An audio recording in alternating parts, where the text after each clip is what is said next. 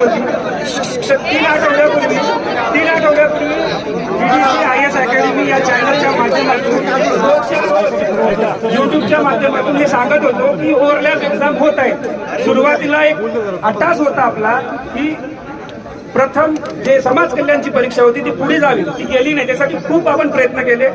जवळजवळ 101 जे MLA आहेत, खासदार, आमदार, मंत्री यांना आपण निवेदनं पाठवली. आम्ही रात्र बसून निवेदनं बनवली, ती पाठवली, त्याचे प्रूफ दिले, तरीही कोणीही काही रिस्पॉन्स दिला नाही.